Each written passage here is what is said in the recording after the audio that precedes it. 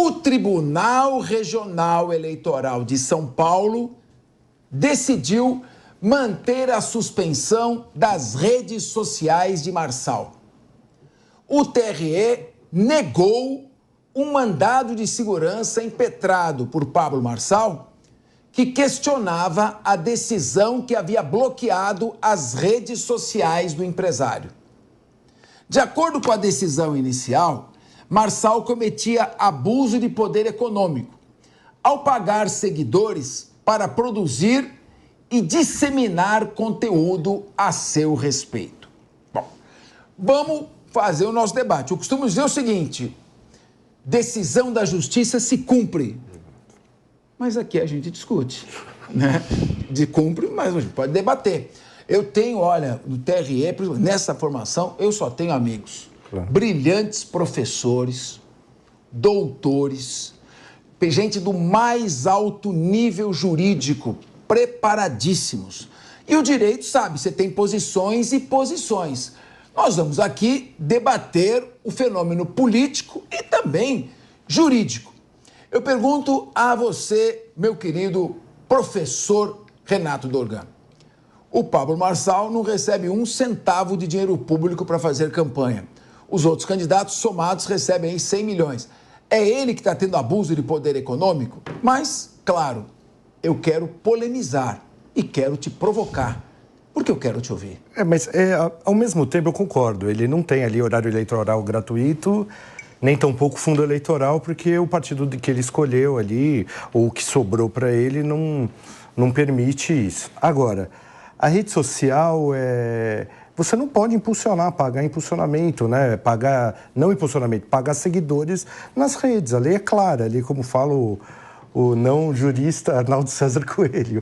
Então, assim, a regra é clara. Você não pode. Ele pagou ali, ele não pode. Ele está errado nisso. Eu sei que ele tem problemas ali, mas o sistema eleitoral é esse. Os partidos ali que não compõem cadeira no Congresso Nacional, eles não têm fundo eleitoral nem horário gratuito. Ele vai ter esse problema. Claro, a grande força dele é nas redes sociais. Ele já vinha antes da eleição com milhões de seguidores aí. Ele foi lá, fez um erro ali, né? Achou que pagar mais seguidores, mas ele não pode. Então, ele errou. Eu acho que a decisão judicial é correta. Fazer o quê ali, né? Agora, tem uma coisa, Ana. O julgamento foi super equilibrado. Tem 3 desembargadores de carreira que votaram contra a suspensão, 3 votaram a favor e a decisão foi desempatada pelo excelentíssimo presidente do Tribunal Regional Eleitoral. Então, é uma questão polêmica. Quando você bane as redes de um candidato que não tem tempo de televisão nem horário político, de certa forma não está havendo um desequilíbrio nessa campanha? Então, Capês, eu concordo com você, tá? Eu acho o seguinte, existe toda a estrutura de como é feito o processo político e aí ele não tem dinheiro público, ele não tem tempo de televisão. Isso não faz com que ele tenha um passe livre para comprar seguidores ou pagar o impulsionamento, porque o Renato colocou muito bem, a regra é clara. Agora, considerando todas essas circunstâncias, o que eu penso será que era necessário que a rede como um todo fosse banida, o perfil dele como um todo fosse banido, ou se era o caso apenas de você apagar as publicações que envolviam esse impulsionamento indevido e ele tomar uma multa ou qualquer coisa que o valha. Eu acho que tem uma questão de dosimetria, como a gente diz no direito, né? Será que essa era mesmo a medida mais eficiente, sem ser gravosa, considerando todas essas circunstâncias? E não tem como a gente não considerar. É óbvio que ele errou. É óbvio que ele não poderia ter feito o que ele fez. Mas, considerando isso, não seria o caso de encontrar um outro tipo de punição que, de alguma forma, deixasse esse desequilíbrio um pouco menor? Mas já existe a punição. A punição prevista na legislação eleitoral é a aplicação de multa. Agora, Jess Peixoto, me assusta 2 coisas. Eu não estou aqui para... Estou analisando juridicamente. Primeiro, como a proibição constitucional de censura prévia tem sido cada vez mais ignorada no nosso sistema judicial. E segundo, o voto é a coisa mais importante numa eleição. Então, a Justiça Eleitoral, ela deveria intervir o mínimo possível. Nesse caso, há duas questões que têm que ser debatidas aqui. Tem gente pró e contra. Veja que a decisão foi polêmica, foi 3-3 com voto de desempate. Então, qualquer posição que se tome aqui é uma posição defensável. Mas, ó, número 1, a questão da censura prévia. Você está antevendo que virão novas mensagens que seriam, em tese, inadequadas. Então, você está banindo a rede social. E segundo, você está interferindo diretamente na fase decisiva no pleito, quando tem 3 candidatos embolados e um deles vai perder a possibilidade de conversar com a população. Como é que você vê essa questão? E está aberto aqui o debate, daqui a pouco o Dorgan vai entrar também. Você, Dorgan, cientista político, você tem a obrigação de se posicionar aqui técnica, cientificamente. Você é autor de livro, meu amigo. A população quer saber. Jess Peixoto, qual a sua visão? A minha visão é que isso é um absurdo e que isso está na lógica da censura prévia e que nós não devemos normalizar isso. Por mais que seja uma decisão ali próxima, eu acho que o preceito que a gente mais deve zelar, principalmente nesse preceito eleitoral, é dar a esse grupo de candidatos, principalmente o que não tem tempo de TV, o que não tem acesso a fundo eleitoral, direito também de se comunicar com aqueles que já o seguiam. Apenas do Instagram, Pablo Marçal tinha 13 milhões de seguidores, apenas em uma de suas redes sociais, lembrando que todas caíram. E aí fica a grande questão. Se nós temos outros aparatos, como as multas, que você bem lembrou, Capês, mas também como a exclusão daquele conteúdo que poderia ter sido impulsionado de maneira equivocada, porque isso não deveria ser o caminho que se tomou em relação a proibi-lo de mexer em todas as suas redes sociais. Vamos olhar a gravidade disso num período eleitoral? Vamos olhar como que ele perde uma habilidade de falar com o público que ele construiu ao longo de sua vida e de sua jornada. Então, assim, eu acho que independente do lado político e de quem seja, nós devemos prezar pela liberdade de comunicação desses candidatos. Eles devem se adequar de várias formas, entre elas as multas. Vários dos candidatos já levaram multas, inclusive. Inclusive o candidato Guilherme Boulos, ele recebeu uma multa também já no limite dos R$15 mil por uma situação que haveria acontecido conjunto ali com o presidente da República num evento. Então, são várias as situações onde nós vemos as multas sendo, sim, eficientes. Mas agora, tirar todo o direito, todo o acesso a essas redes sociais, que eram a única força de plataforma, eu acho absurdo. E mais, ele só conseguiu ter agora um pouquinho mais de pessoas o seguindo, nada comparado ao anterior, né? Se eu não me engano, ele está aí por volta dos 4 milhões agora, porque ele teve uma grande ajuda de vários influencers, de várias pessoas que compartilharam o perfil pela revolta. Mas se a gente olha para outros casos e o precedente que isso abre, a quantidade de pessoas que podem ser silenciadas e afetadas por medidas como essa, é bem danoso. E é muito provável que elas não tenham os mesmos aparatos, os mesmos influencers e as mesmas pessoas ajudando como ajudaram o Marçal. Então, eu acho muito grave que isso aconteça numa democracia. Ô, Renato Dorgan, eu estou vendo aqui o livro que você acaba de me presentear, né? E eu estou lendo um dos trechos, são vários autores escrevendo. Um deles diz o seguinte, que o início da era digital nas campanhas eleitorais conseguiu estimular um envolvimento natural, autêntico, crescente, poderoso e incentivar o eleitor internauta a um sentimento de pertencimento. E desde a chegada da era digital, então ele sugere, eu não terminei de ler o texto, mas aqui dá para perceber que ele está indo nessa linha, um sentimento de nós contra eles, que vem bem da questão digital. Então são dois grupos que se formam, e aí é fácil você arregimentar grupos, porque as pessoas vão aderindo, sim. E acaba virando essa polarização. Daí as pessoas tendem a se agredir pela internet, porque você, num quarto ali tranquilo, com toda a segurança, você escreve o que você não falaria frente a frente.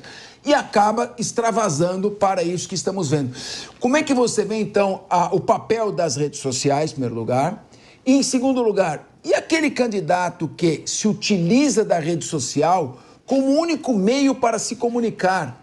No momento em que você tira esse mecanismo dele, não se desequilibra o pleito e, consequentemente, abala-se o princípio democrático de que todo poder emana do povo e o povo tem direito de escolher os seus candidatos. Se ele não vai conhecer, como é que ele vai escolher? Como é que você analisa isso do ponto de vista de um cientista político? Sem dúvida nenhuma. A gente fazendo a leitura política, assim, essa decisão... Vamos lá, vou fazer até uma regressão aqui.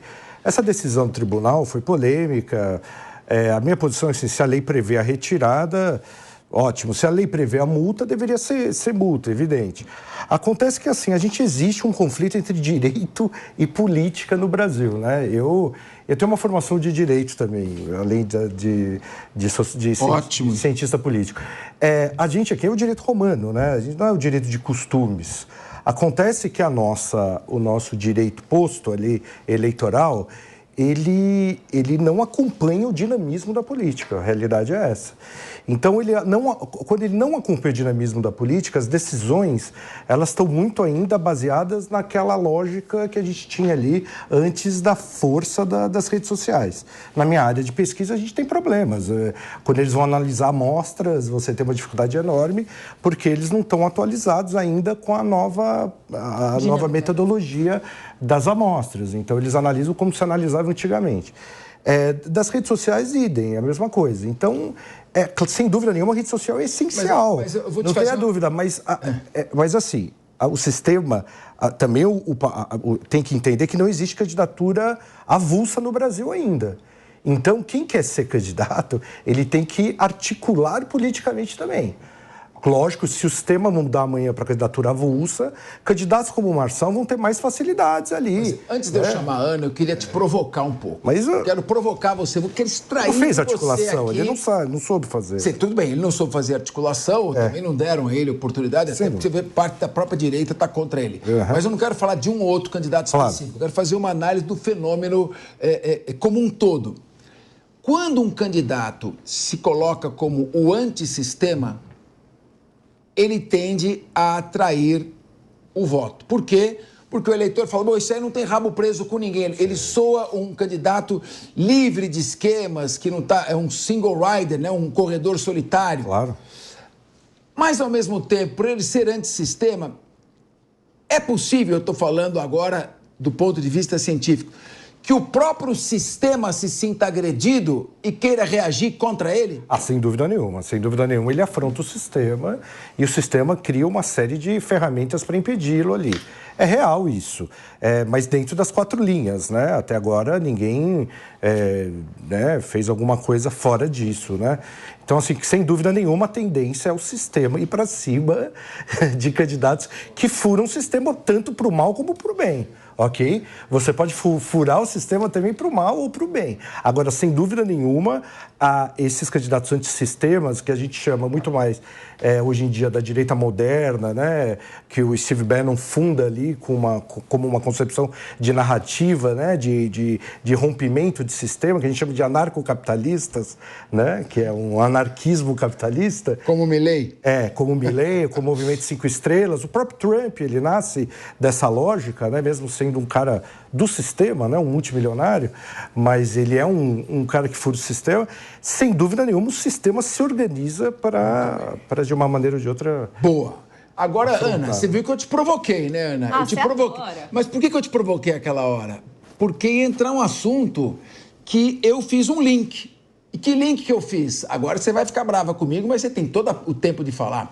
O link que eu fiz é que você quer expulsar um candidato preventivamente de um debate. Não é... Expulsar o candidato das suas redes sociais não é a mesma coisa? Por isso que eu provoquei para chamar a matéria. Quero te ouvir. Não, eu debato com a mesa e eu debato com o apresentador da mesa, né? Mas o que eu gostaria de fazer, no caso do Datena, que eu vou aqui esclarecer para a nossa audiência, não é impedir que ele vá ao debate porque eu acho que ele vai agredir novamente.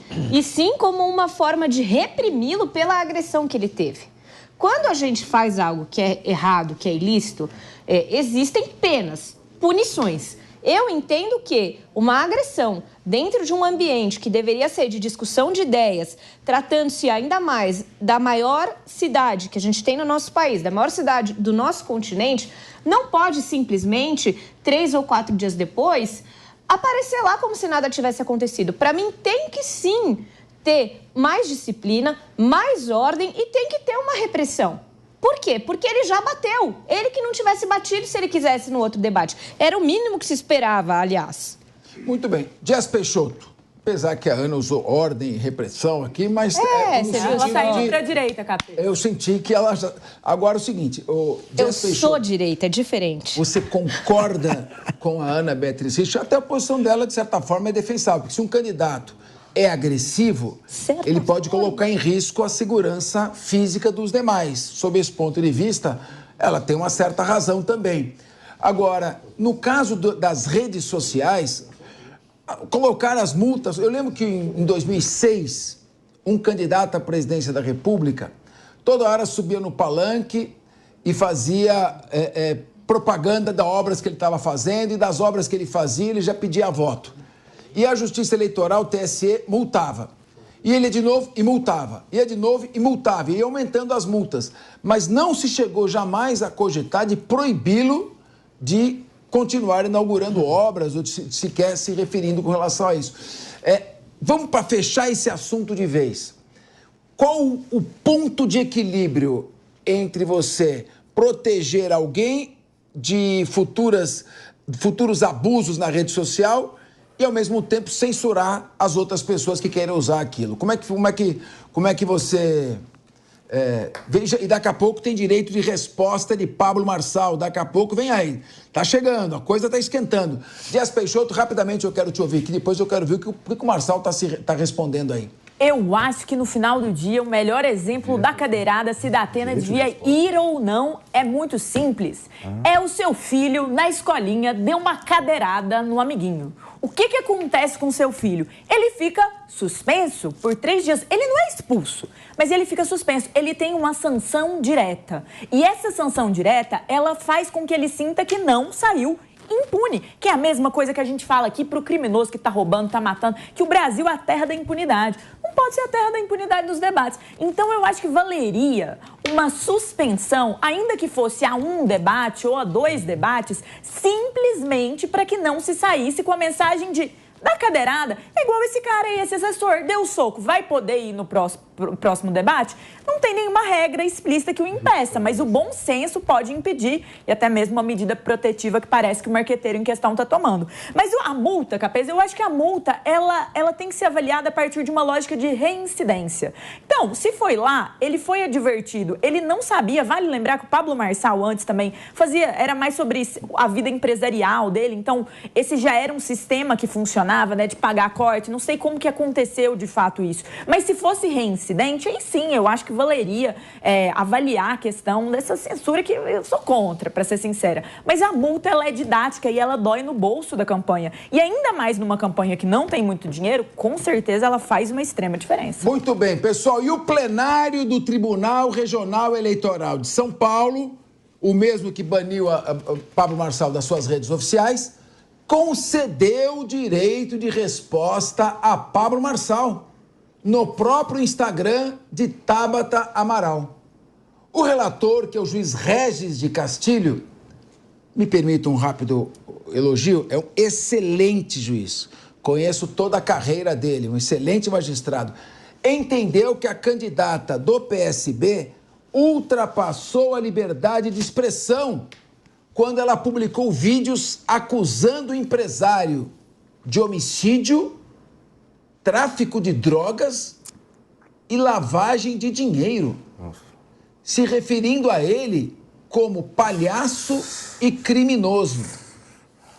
O plenário também determinou a exclusão das publicações da conta de Tabata. Guilherme Mendes, vamos começar com você. Ficou quietinho, mais quietinho até agora? Estou aprendendo com os meus colegas aqui. Guilherme Mendes, estou observando. Você que está observando até a hora de dar o bote, chegou a sua hora. Por favor, Tabata Amaral, eu não vi a publicação, mas se ela acusou ele de homicídio, ela vai responder por um crime eleitoral de calúnia. Se chamou ele de palhaço o que foi? Pode voltar um pouquinho só para eu ver. Palhaço criminoso. E criminoso. Teria, então, crime de injúria. O que está acontecendo com a Tabata? Ela está querendo adotar esse estilo porradeira? Será que isso aí agrada o eleitor? Estilo porradeira é bom.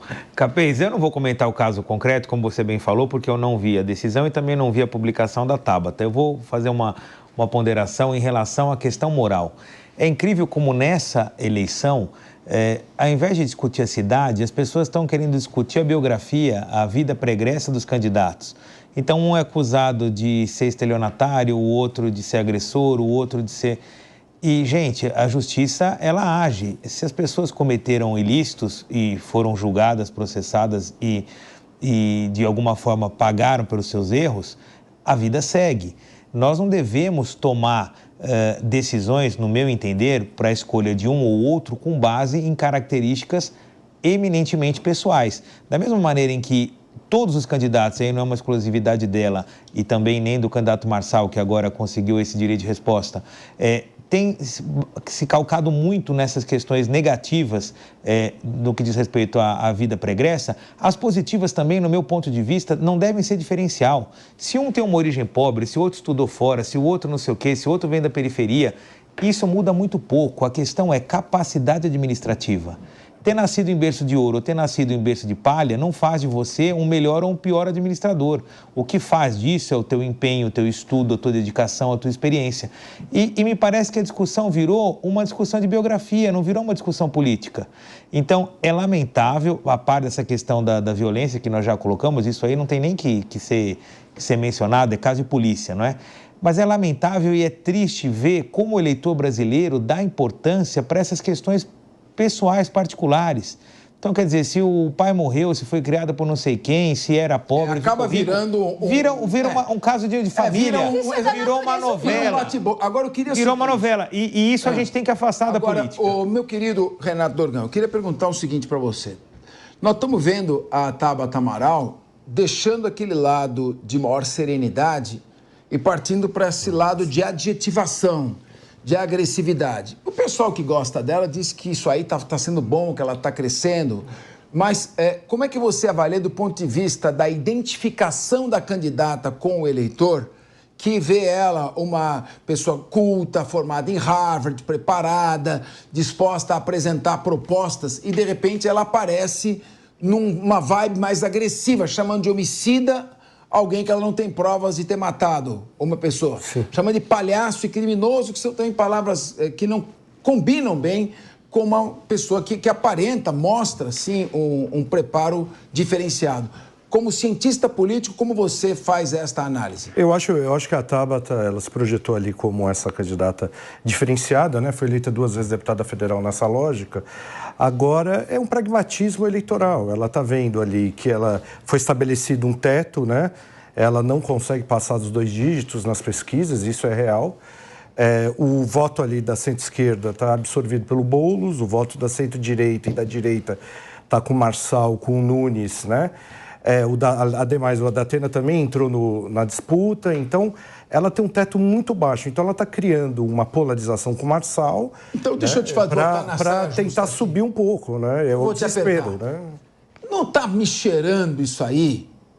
Coisa de marketing político. Sim. O marqueteiro falou, Tabata, olha o que o Marçal está fazendo. Você está na neutralidade, está na irrelevância. Sai pro ataque. Sim, chutando. Você vai chutando de tudo. De fora da área, né? E eu acho que aí, se foi um conselho do marqueteiro, a meu ver, é errado, porque não pode mudar o perfil do candidato.